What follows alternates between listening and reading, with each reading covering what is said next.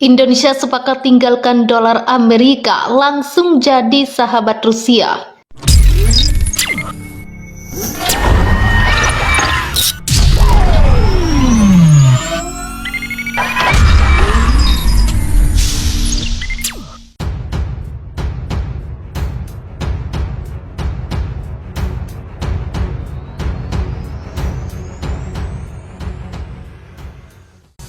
Rusia akan meningkatkan pemakaian mata uang non-barat dalam perdagangan dengan negara lain seperti Indonesia, kata Menteri Luar Negeri Sergei Lavrov Jumat.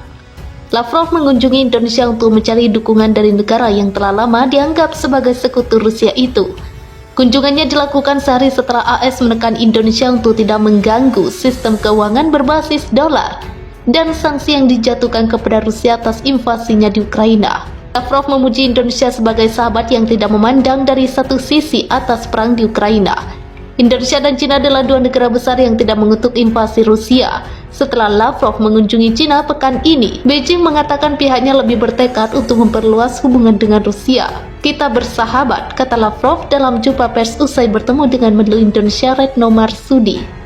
Dia menambahkan Indonesia melihat krisis di Ukraina dengan keseluruhan fakta dan tidak cuma secara sepihak. Bank Sentral Rusia, kata Lavrov, sudah beberapa tahun membangun sistem komunikasi informasi keuangan dan Indonesia juga memiliki sistem serupa. Sangat jelas bahwa lebih banyak transaksi akan dilakukan melalui sistem ini dengan menggunakan mata uang nasional, bukan dolar, euro, dan mata uang lainnya, kata dia. Rusia adalah pemasok terbesar alat pertahanan ke Indonesia dan Lavrov mengatakan kedua negara akan menggunakan mekanisme rupiah rubel untuk memperdagangkan minyak, peralatan militer, dan komoditas lain. Kami siap memasok barang apapun yang ingin dibeli oleh Indonesia, katanya.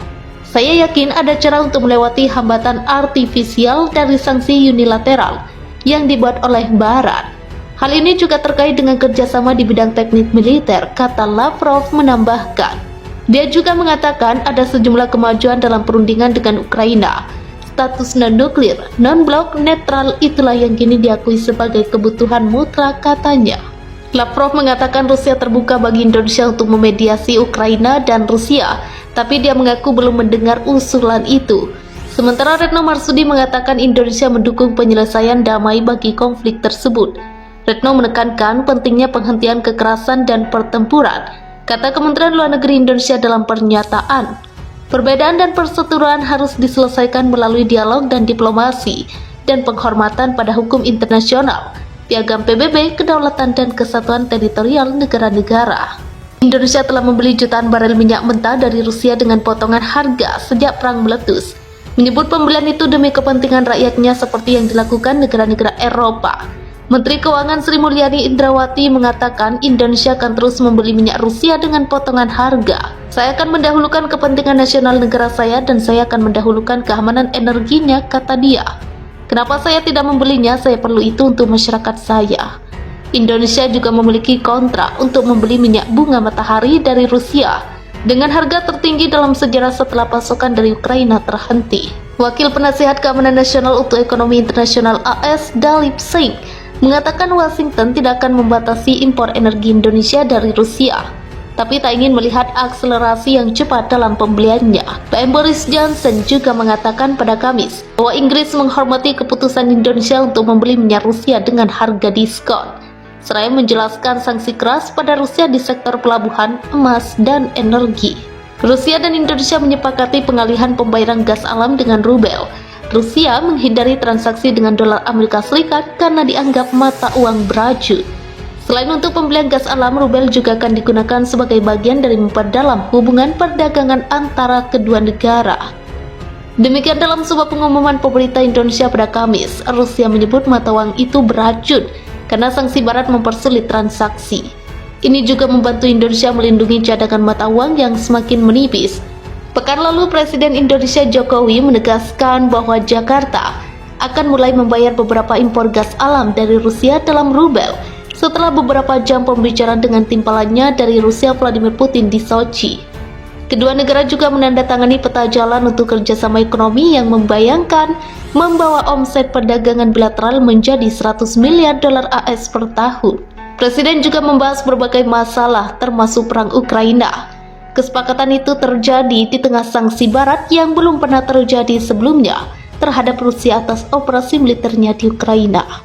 Memanasnya pasar energi pasar global telah membuat Indonesia memperluas hubungan perdagangan dengan perusahaan gas Moskow dan menolak seruan UE untuk menjatuhkan sanksi terhadap Rusia. Jokowi tak merinci berapa banyak persentase impor gas yang akan dilakukan negaranya. Namun, mengutip dari Bloomberg, untuk mempermudah perdagangan gas, nantinya Indonesia akan menggunakan mata uang rubel. Pembayaran dalam rubel akan menjadi sumber dukungan keuangan bagi Rusia dan Indonesia. Seraya menambahkan Gubernur Bank Sentral kedua negara juga bertemu selama kunjungan tersebut, jelas juru bicara Jakarta.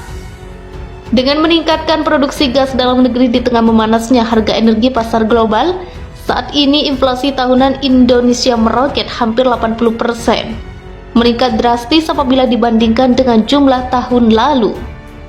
Bank Indonesia mencatat saat ini transaksi local currency settlement terus meningkat signifikan, membuktikan saat ini semakin banyak pelaku industri dan pengusaha yang meninggalkan dolar dalam berdagang dan berinvestasi. Deputi Gubernur Senior BI Destri Damayanti menjelaskan, pengenaan transaksi LCS sudah dimulai pada 2018, yang saat itu Indonesia baru memiliki perjanjian kerjasama perdagangan dan investasi dengan Thailand dan Malaysia. Kemudian saat ini transaksi penggunaan LCS telah bertambah menjadi 4 negara. Selain Thailand dan Malaysia, Indonesia telah bekerja sama dengan Jepang dan China. Local currency settlement adalah penyelesaian transaksi bilateral antara dua negara yang dilakukan dalam mata uang masing-masing negara, di mana settlement transaksinya dilakukan di dalam yurisdiksi wilayah negara masing-masing. Dalam 2 tahun terakhir perkembangan LCS luar biasa, dari 20 sampai akhir 2021. Transaksi LCS lebih dari 3 kali lipat, dari 797 juta US dollar di 2020 menjadi 2,53 miliar US dollar di tahun 2021. Jelas Destri dalam West Java Industrial Meeting 2022 dikutip CNBC Indonesia, Kamis 16 Juni 2022. Sebelum adanya pengenaan LCS pada aktivitas ekspor dan impor, peredaran mata uang dolar AS di Indonesia mencapai 80-90%. Angka ini terlampau tinggi karena perdagangan Indonesia dengan Amerika hanya 10% untuk ekspor dan impor 5%.